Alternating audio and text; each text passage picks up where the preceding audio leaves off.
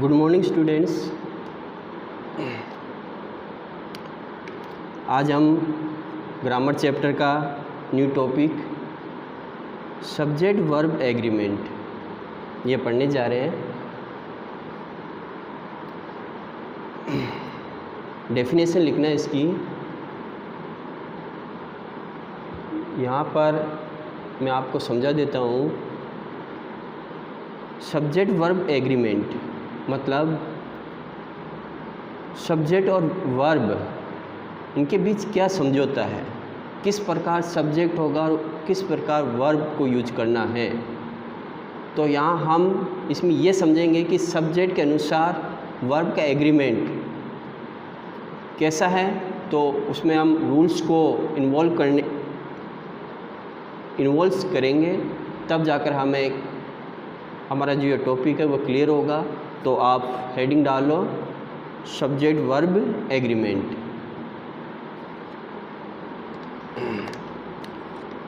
Definition है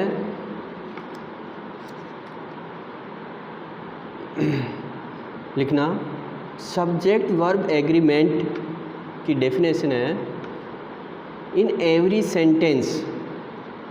sentence the verb must agree with the subject in number and person। Definition है in every sentence the verb must agree with the subject in number and person. जिस प्रकार subject होगा उसका जो number और person होगा उसी के अनुसार, उसी के अकॉर्डिंग हम वर्ब को यूज करेंगे प्रत्येक सेंटेंस में। ठीक, इम्पोर्टेंट बात लिखना डेफिनेशन के नीचे। सेंटेंस में वर्ब का यानी नंबर और पर्सन हमेशा सब्जेक्ट के नंबर और पर्सन के अकॉर्डिंग होता है। सेंटेंस में वर्ब का नंबर एंड पर्सन हमेशा सब्जेक्ट के नंबर और पर्सन के अनुसार होता है। ठीक, मैंने पहले डेफिनेशन में बता भी दिया और ये यहाँ लिखा भी दिया। उसके बाद नेक्स्ट सेंटेंस लिखना इसी के नीचे। सेंटेंस में वर्ब की कोई अपनी आइडेंटिटी नहीं होती।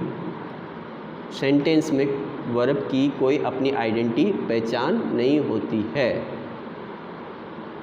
वो हमेशा सब्जेक्ट पर डिपेंड करता है। ठीक है, वर्ब सब्जेक्ट पर डिपेंड करता है। इसलिए सिंगुलर सब्जेक्ट के साथ सिंगुलर वर्ब और प्लूरल सब्जेक्ट के साथ प्लूरल वर्ब का यूज होता है। लिख लिया ना आपने। सेंटेंस में वर्ब की कोई अपनी आइडेंटिटी नहीं होती, वह हमेशा सब्जेक्ट पर डिपेंड रहता है। सिंगुलर सब्जेक्ट के साथ सिंगुलर वर्ब और प्लूरल सब्जेक्ट के साथ प्लूरल वर्ब का यूज होता है।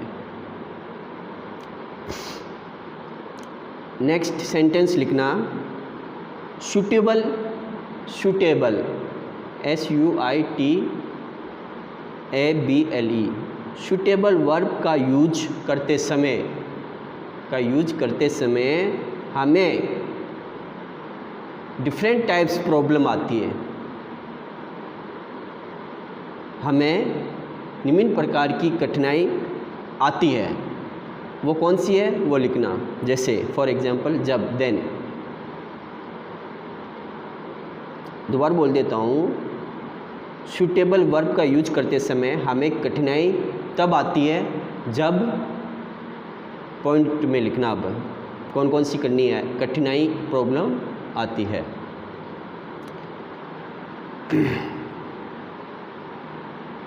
तो फर्स्ट प्रॉब्लम क्या है आ सकती है आपको, सब्जेक्ट और वर्ब के बीच, ध्यान देने वाली बातें हैं। सब्जेक्ट और वर्ब के बीच कई अदर वर्ड्स आ जाते हैं। फर्स्ट प्रॉब्लम है जो अभी मैंने सेंटेंस लिखाया उसके नीचे ये पॉइंट डाल लेना कौन कौन सी कठिनाई आती है। तो फर्स्ट है सब्जेक्ट और वर्ब के बीच कई अदर वर्ड्स आ जाते हैं। सेकंड पॉइंट, सेम सब्जेक्ट कभी सिंगुलर मालूम होता है, कभी प्लूरल। कभी कभी सेम सब्जेक्ट सिंगुलर मालूम होता है और कभी कभी प्लूरल मालूम होता है। Third point,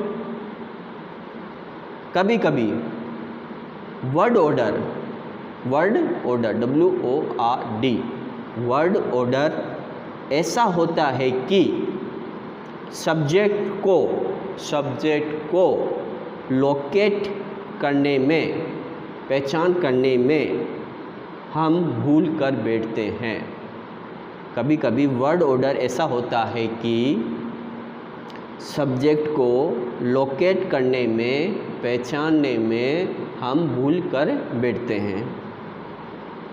third point complete. Fourth point, कभी कभी सेंटेंस में एक से अधिक मोर देन वन, कभी कभी सेंटेंस में एक से अधिक सब्जेक्ट रहते हैं, जिससे ये डिसाइड करना थोड़ा कठिन हो जाता है कि किस सब्जेक्ट के अनुसार वर्ब का यूज किया जाए। दोबारा बोल देता हूँ, कभी कभी सेंटेंस में मोर देन वन सब्जेक्ट रहते हैं, जिससे ये डिसाइड करने में कठिन हो जाता है कि किस सब्जेक्ट के अनुसार वर्ब का यूज किया जाए। ओके,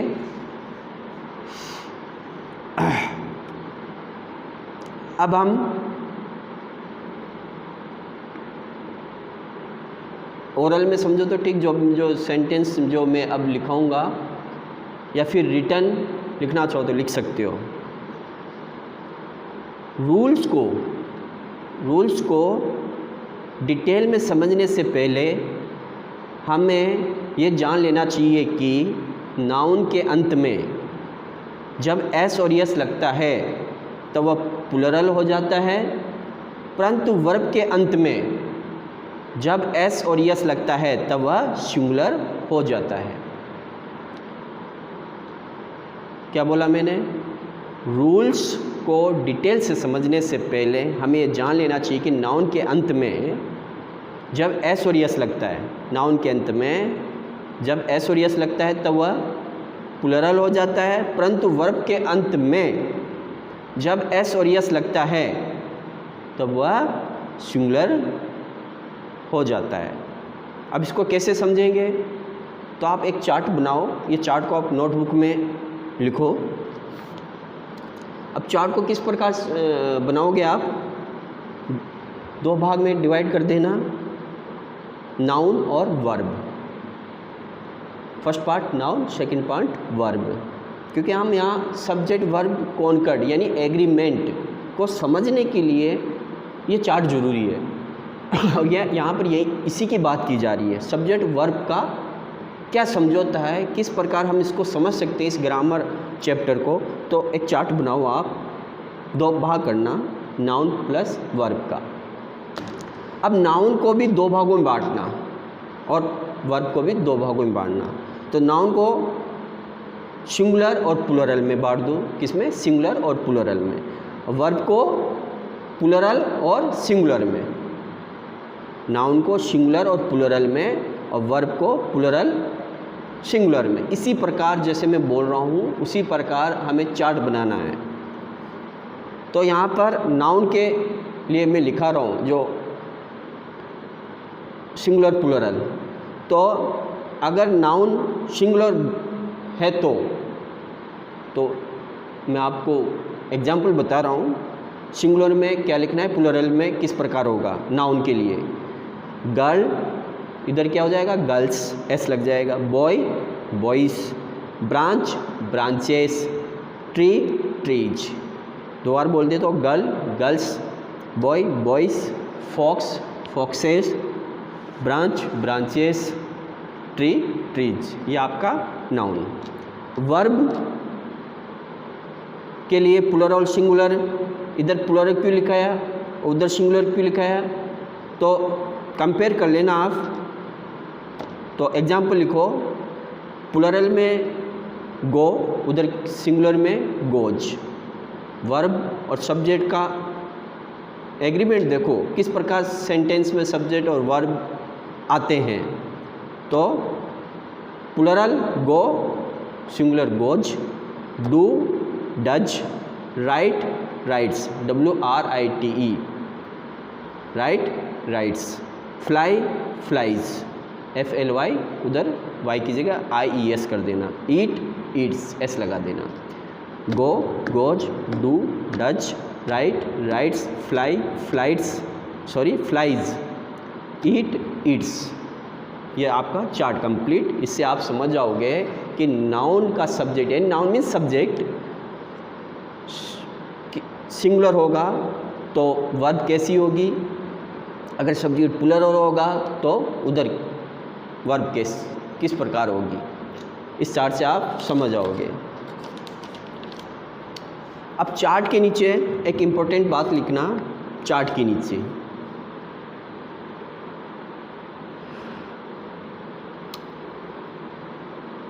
इस प्रकार, सो दैट इस प्रकार ये स्पष्ट है कि, ये क्लियर है कि वर्ब का बेस फॉर्म यानी मूल रूप, वर्ब का बेस फॉर्म हमेशा प्लूरल नंबर में होता है। बेस फॉर्म हमेशा प्लूरल नंबर में होता है। इसलिए हमने उधर जब वो चार्ट बनाया तो प्लूरल पहले लिखा है फिर सिंगुलर लिखा है, क्योंकि यहाँ हमने क्या पढ़ रहे हैं, क्या लिखा रहे हैं कि वर्ब हमेशा कौन सी फॉर्म में होता है, प्लूरल फॉर्म में। उसका जो बेस फॉर्म है, फर्स्ट फॉर्म है, जब उसमें एस और एस जोड़ते हैं तब वह सिंगुलर बन जाता है। मतलब बेस फॉर्म को एस और एस जोड़ने से वो सिंगुलर बन जाता है। तथा नाउन का बेस फॉर्म, तथा नाउन का बेस फॉर्म हमेशा सिंगुलर नंबर में होता है। नाउन का बेस फॉर्म हमेशा सिंगुलर नंबर में ही होता है। जब उसमें एस एस जोड़ते हैं तो वो क्या बन जाता है, प्लूरल। तो यहाँ पर ऑपोजिट है, वर्ब तो पहले ही प्लूरल में होता है, बेस फॉर्म उसकी जो फर्स्ट फॉर्म होती है, और उसको सिंगुलर बनाने के लिए हम क्या यूज करते हैं, एस और एस। अब यहाँ नाउन वो तो पहले से सिंगुलर में होता है और उसको प्लूरल में बनाने के लिए हम एस और एस का यूज करते हैं।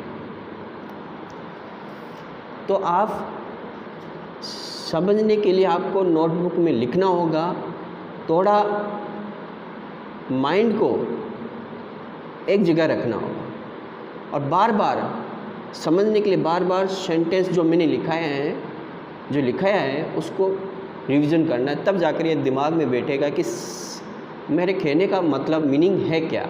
ग्रामर जो आप जो टॉपिक पढ़ रहे हो वो आप किस प्रकार समझोगे। अब है रूल्स।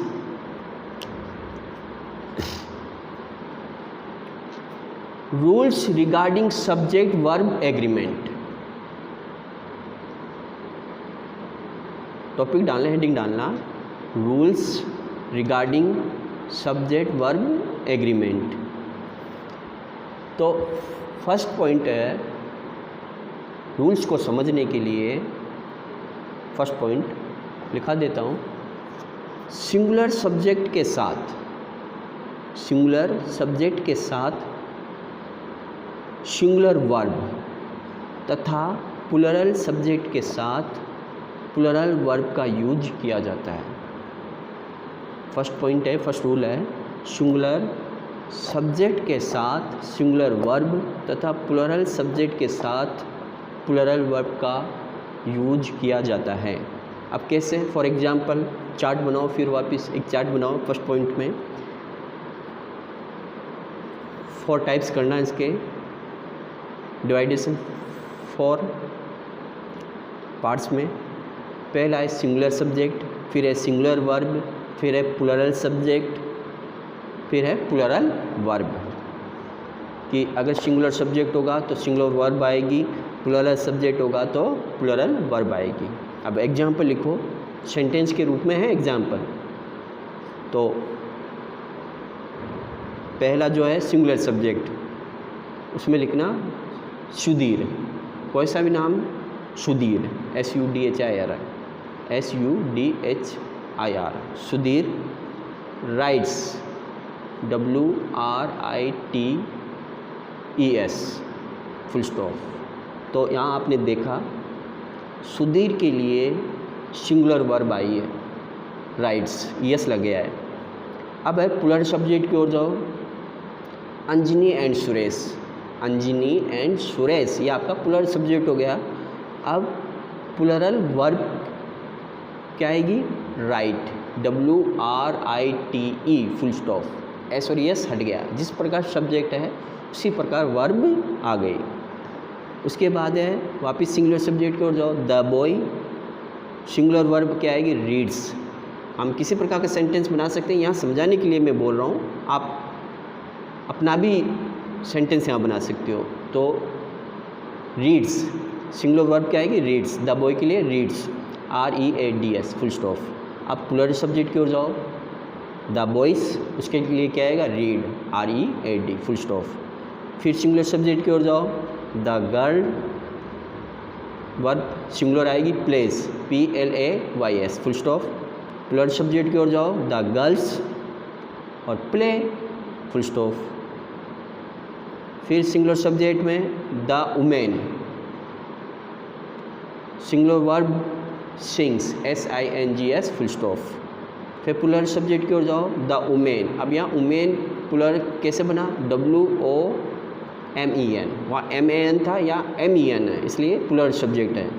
और वर्ब कैसी होगी, सिंग, SING, full stop. The dog, वापिस सिंगुलर सब्जेक्ट में, द डॉग, सिंगुलर वर्ब होगी, इज बार्किंग, सबको पता है सिंगुलर सब्जेक्ट के साथ इज आता है और प्लूरल के साथ आर आता है, is barking, full stop. Plural subject की ओर जाओ, द डॉग्स, एस लग गया तो प्लूरल सब्जेक्ट हो गया, तो वर्ब कौन सी आएगी, प्लूरल ही आएगी। तो यहाँ पर आर बार्किंग, फुल स्टॉप। समझ गए, आपका फर्स्ट पॉइंट क्लियर।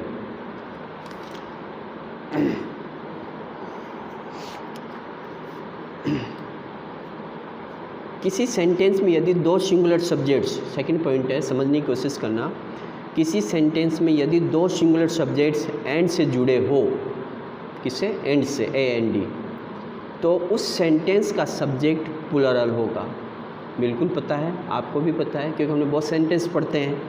तो सेंटेंस का सब्जेक्ट प्लूरल होगा और उसके साथ प्लूरल वर्ब का यूज होगा। रिपीट कर देता हूँ, किसी सेंटेंस में यदि दो सिंगुलर सब्जेक्ट्स एंड से जुड़े हो तो उस सेंटेंस का सब्जेक्ट प्लूरल होगा और उसके साथ प्लूरल वर्ब का यूज होगा। एग्जाम्पल समझने के लिए, राम एंड श्याम, देख लो, राम एंड श्याम, आर का यूज हो गया, यानी प्लूरल वर्ब आएगी। जैसे आर का यूज हुआ तो प्लूरल हो गया, good friends, full stop. Ram and Shyam are good friends, full stop. Second example, he HE and his brother have come. अब हैव आ गया तो आपको पता है हैव कहाँ यूज होता है, प्लूरल में। He and his brother have come, full stop.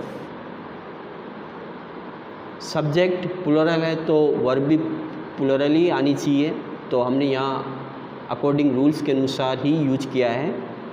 Example से आप समझ जाना चाहिए कि अपना जो सेकंड पॉइंट है वो क्लियर हो जाता है।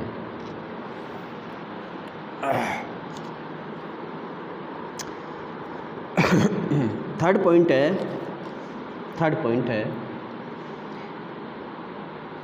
बट यानी लेकिन यदि दो सिंगुलर नाउन्स एंड से जुड़े हो और दोनों मिलकर एक ही व्यक्ति को सूचित means refer to the same person करे तो उस सेंटेंस का सब्जेक्ट सिंगुलर होगा और उसके साथ सिंगुलर वर्ब का यूज होगा। समझे आप? समझने की कोशिश करना। दोबारा रिपीट कर देता हूँ। लेकिन कहाँ से लिखा है? लेकिन यदि दो सिंगुलर नाउन्स, याद रखना दो सिंगुलर नाउन्स, वहाँ पर भी ऐसी ही बात थी, लेकिन सेकंड पॉइंट में और थर्ड पॉइंट में डिफरेंट क्या है, यहाँ समझने की कोशिश करना। सिंगुलर नाउन्स एंड से जुड़े हो और दोनों मिलकर ही एक ही व्यक्ति को सूचित यानी refer to the same person करे तो उस सेंटेंस का सब्जेक्ट सिंगुलर होगा और इसके साथ सिंगुलर वर्ब का यूज होगा। For example the principal and secretary was present in the meeting. The principal and secretary was present in the meeting. was किस लिए आता है? सिंगुलर के लिए। तो सेंटेंस को पढ़ने से मालूम होता है कि सब्जेक्ट, जैसे हमने थर्ड पॉइंट में जो लिखा है एग्जाम्पल से पहले, तो उसको ये उस डाउट को ये क्लियर कर रहा है जो आपके मन में चल रहा है कि एंड से दो सिंगुलर नाउन्स जुड़े हो लेकिन वो एक ही व्यक्ति को रिप्रेजेंट करें, एक ही व्यक्ति के बारे में बताएं, तो उसके लिए हमें वर्ब सिंगुलर ही यूज करनी है।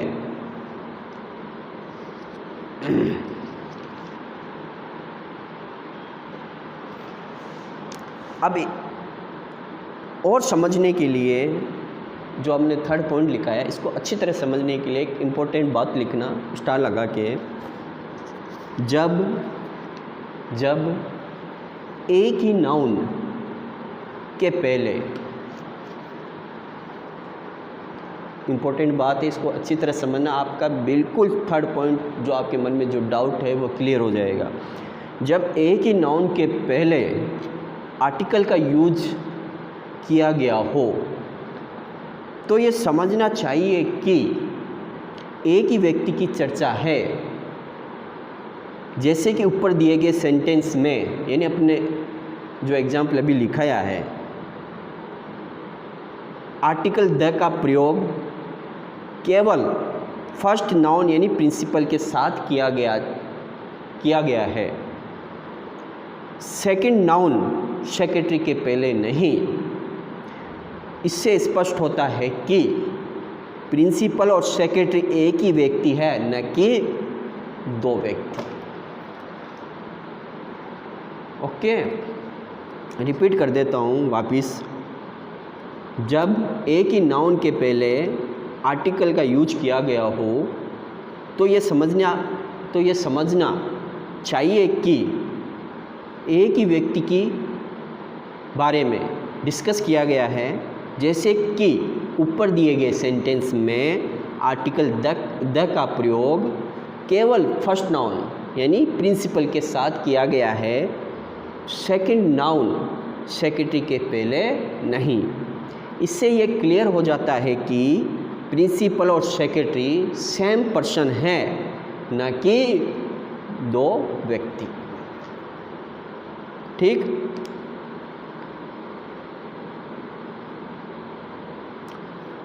अब और समझने के लिए इम्पोर्टेंट बात लिखना, इसी के नीचे एक सेंटेंस का गैप छोड़ देना, फिर लिखना नीचे। यदि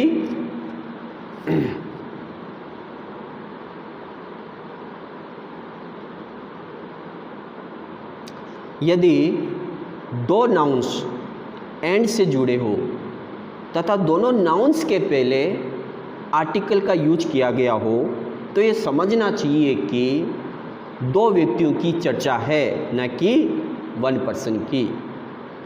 ऐसी परिस्थिति में, ऐसी कंडीशन में सेंटेंस का सब्जेक्ट प्लूरल हो जाता है और इसके साथ प्लूरल वर्ब का यूज किया जाता है।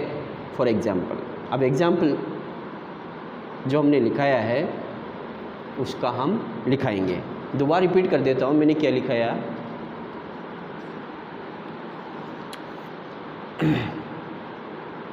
यदि दो नाउन्स एंड से जुड़े हो तथा दोनों नाउन्स के पहले आर्टिकल का यूज किया गया हो तो ये समझना चाहिए कि दो व्यक्तियों की यहाँ पर चर्चा नहीं की गई है, चर्चा यहाँ पर एक व्यक्ति की गई है, वन पर्सन की। ऐसी कंडीशन में यानी परिस्थिति में सेंटेंस का सब्जेक्ट प्लूरल हो जाता है और इसके साथ प्लूरल वर्ब का यूज किया जाता है। For example, the principal and the secretary were WERE present in the meeting. तो देख लिया आपने, जिस प्रकार मैंने बात लिखाई एग्जाम्पल बिल्कुल 100% आपका डाउट क्लियर करता है।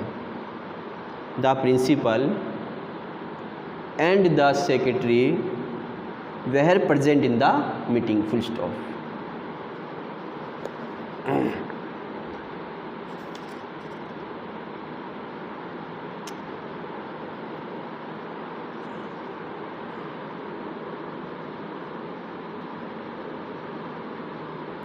अब और भी आपका कॉन्सेप्ट क्लियर करना है तो और एग्जाम्पल आप लिखो। एग्जाम्पल लिखना है आपका, और भी कॉन्सेप्ट जो भी है क्लियर करना है। मतलब जो आपके मन में बहुत सारे क्वेश्चन चल रहे हैं, डाउट चल रहे हैं, तो उसके समझने के लिए कुछ एग्जाम्पल्स आपको और लिखने चाहिए।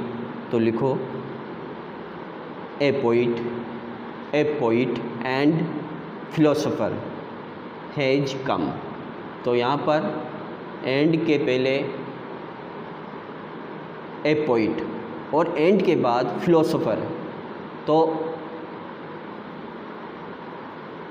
दूसरे के लिए आर्टिकल का यूज़ नहीं किया गया है, इसलिए यहाँ पर वर्ब है जो सिंगुलर आई है, हैज कम, क्योंकि सब्जेक्ट ही सिंगुलर है। क्यों है? क्योंकि पोइट और फिलोसोफर एक ही है, एक ही सब्जेक्ट है, इसलिए सिंगुलर वर्ब का यूज किया गया है। Next example, a poet and A philosopher. Philosopher की स्पेलिंग याद है ना सभी को? PHILOSOPHER। Philosopher have come, full stop. A poet and A philosopher have come, full stop.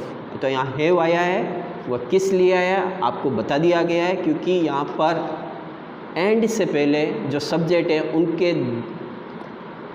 आगे पीछे जो सब्जेक्ट है एंड के दोनों साइड में, उनके आगे नाउन के आगे, सब्जेक्ट के आगे आर्टिकल जुड़ा हुआ है, तो दोनों ही अलग अलग पर्सन है। इस कारण सब्जेक्ट प्लूरल हो जाता है।